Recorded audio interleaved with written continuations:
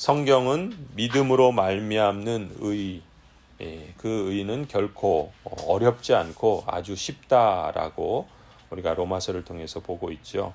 구원의 길을 얻기 위해서 하늘에 올라갈 필요도 없고 지옥에 내려갈 필요도 없다. 하나님의 말씀이 가까이 있기 때문이다. 그래서 사람이 만일 예수님은 주님이라고 입으로 고백하고 하나님께서 그를 죽은 사람들 가운데서 살리신 것을 마음으로 믿으면 구원을 얻을 것이라 말씀하셨죠. 또한 주님의 이름을 부르는 사람은 누구든지 구원을 얻을 것이라, 결코 낭패를 당하지 않을 것이라 또한 말씀해 주셨습니다. 그리고 이어지는 오늘 말씀 본문을 보면 14절 15절에서 그렇기 때문에 복음 전파의 중요성에 대해서 강조하시죠. 14절, 그런데 사람들은 자기들이 믿은 적이 없는 분을 어떻게 부를 수 있겠습니까? 또 들은 적이 없는 분을 어떻게 믿을 수 있겠습니까? 선포하는 사람이 없으면 어떻게 들을 수 있겠습니까? 보내심을 받지 않았는데 어떻게 선포할 수 있겠습니까? 성경에 기록한 바 기쁜 소식을 전하는 이들의 발걸음이 얼마나 아름다우냐 한 것과 같습니다.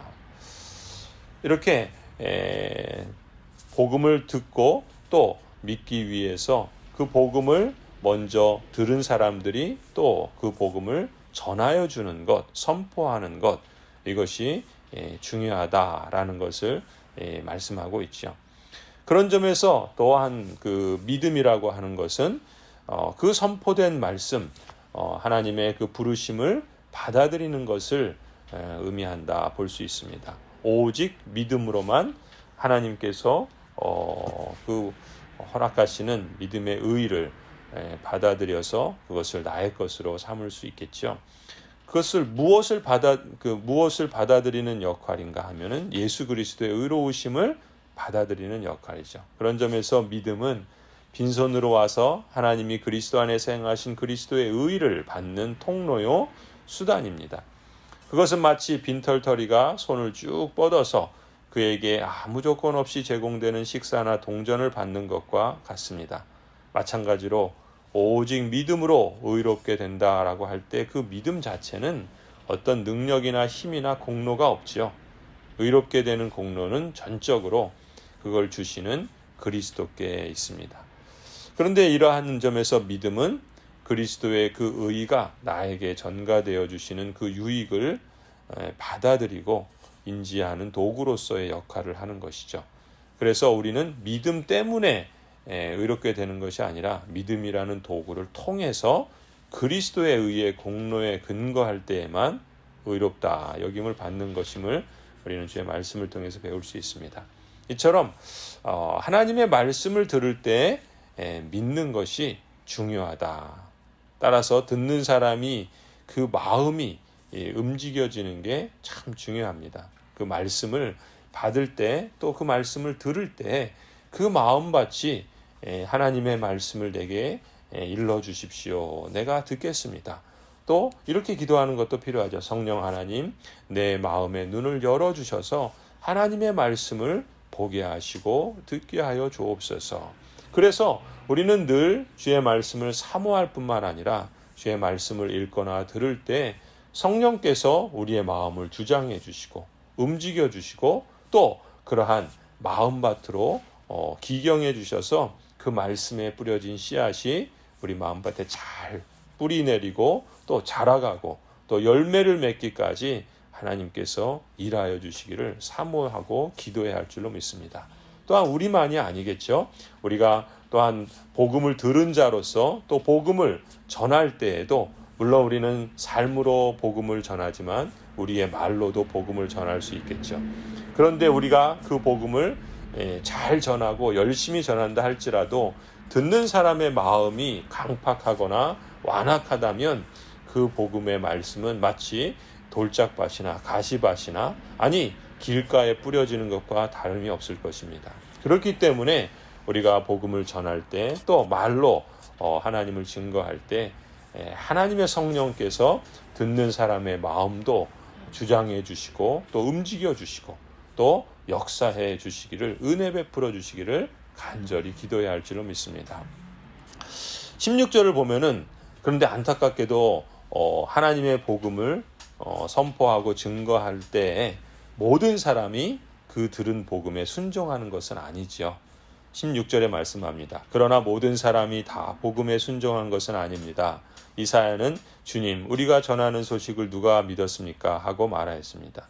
주의 이름을 부르는 자에게는 구원을 주심에도 불구하고 오늘 이 9장부터 이어지는 10장, 11장의 내용들을 보면 이스라엘은 안타깝게도 복음을 듣고도 복음에 순종하지 않았죠.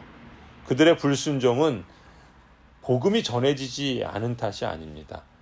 바울은 믿은 적이 없는 분을 어떻게 부를 수 있고 들은 적이 없는 분을 어떻게 믿을 수 있느냐라고 말한 것은 이미 이스라엘 백성들에게 보내심을 받은 사람들이 있고 그 복음을 전해준 사람들이 있는데 그 복음을 들었음에도 불구하고 그 복음에 믿음으로 응답하지 않고 그 복음에 순종하지 않았던 것을 지금 말하고 있는 것이죠. 더군다나 그 선포된 복음은 은밀하게 전해진 것이 아니라 온 땅에 퍼질 정도로 크게 공개적으로 이루어졌기 때문에 복음을 모른다라고 변명할 수 없다는 것이죠. 18절에 말합니다. 그러면 내가 묻습니다. 그들은 들은 일이 없습니까? 물론 그렇지 않습니다. 성경 말씀에 그들의 목소리가 온 땅에 퍼지고 그들의 말이 땅끝까지 퍼졌다 하였습니다. 즉 이스라엘의 불순종은 전해지지 않은 것에 대한 불순종이 아니라 전해진 것에 대한 불순종이죠. 믿음으로 응답하는 삶을 거절한 것이라고 볼 수 있습니다. 그들은 복음을 들었지만 그 복음을 믿음으로 받아들이지 않았던 것이죠. 그래서 19절부터 말하는 겁니다. 내가 다시 묻습니다. 이스라엘이 알지 못했습니까?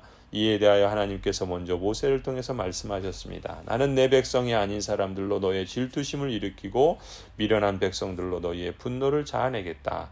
또한 이사야는 매우 담대하게 말씀을 전하였습니다. 나를 찾지 않는 사람들을 내가 만나주고 나를 구하지 않는 사람들에게 내가 나타났다. 또한 이사야는 하나님께서 이스라엘을 보고 복종하지 않고 거역하는 내 백성에게 나는 온종일 내 손을 내밀었다 하신 말씀을 선포하였습니다.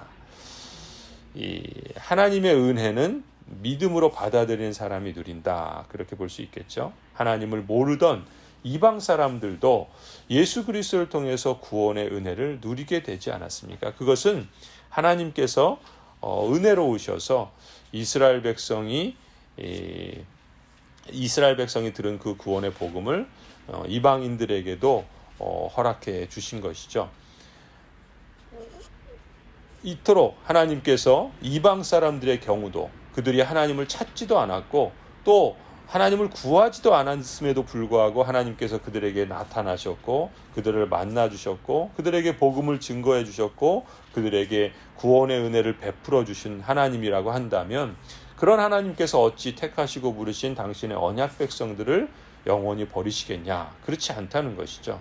하나님께서는 오래 참으시고 택하신 이스라엘 백성들을 돌아오게 하시기 위해서 하나님은 이방 사람들을 사용하신다라고 말합니다. 그래서 하나님께서는 이방 사람들에게 복음을 전하고 그들이 믿는 것을 통해서 이스라엘이 질투를 일으켜서 하나님께로 돌아오도록 하시려는 그런 아버지의 마음을 표현해 주신 것이죠.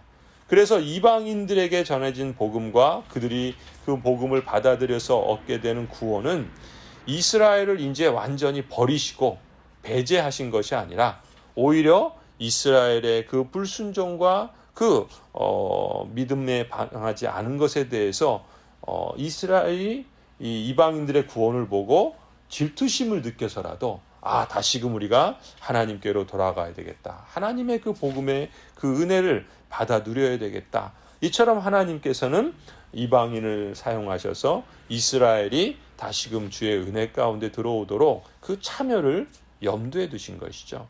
이처럼 하나님께서는 하나님의 그 언약을 이루시기 위해서 일하시고 계시는 그 열심을 나타내 주시는 것입니다. 그러니까 하나님의 하나님 되심은 참으로 무한하고 또 은혜로우시고 또 풍성한 은혜를 끊임없이 베풀어 주시는 것이죠. 한마디로 하나님은 언약에 신실하신 하나님이십니다. 그래서 때로는 사람들의 불순종이나 믿음으로 반응하지 않는 것이나 복음을 들었음에도 거기에 대해서 무감각하고 또 무관심하고 또 그래서 멀어 있는 것 같을지라도 하나님께서 택하시고 부르신 백성들은 오래 참으시고 기다리시고 약속하신 구원을 친히 이루시기 위해서 열심으로 역사하시는 줄을 믿습니다.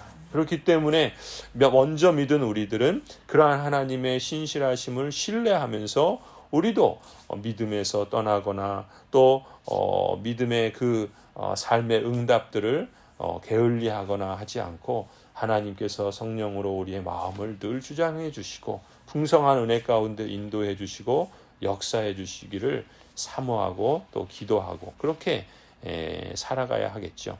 더 나아가서는 하나님께서 우리 사랑하는 가족들이나 또 친지나 또 이웃들에게도 하나님께서 우리에게 베풀었던 그런 사랑으로 또 우리 주변 사람들이 그러한 그 마음에 하나님의 성령께서 역사해 주셔서 그 하나님의 무한하신 열심 또 그 무한하신 사랑이 그 안에서 역사되어서 믿음으로 응답하고 주께로 돌아오고 회복의 역사, 구원의 역사, 참된 생명의 역사들을 실감할 수 있도록 우리 역시 간절히 사모하며 기도로 하나님의 뜻을 구하고 또 역사를 구해야 할 줄로 믿습니다. 하나님의 열심과 이 무한하신 사랑은 당신의 언약 백성으로 택하시고 부르신 우리들을 향해서 또 여러분들을 향해서 또 이 땅에 하나님께서 택하시고 부르신 모든 사람들을 향하여 오늘도 쏟아 부어주고 있는 줄 믿습니다. 그 하나님을 우리가 바라고 소망하고 또 신뢰하며 오늘도 믿음의 길을 걸어갈 수 있기를 간절히 축원합니다.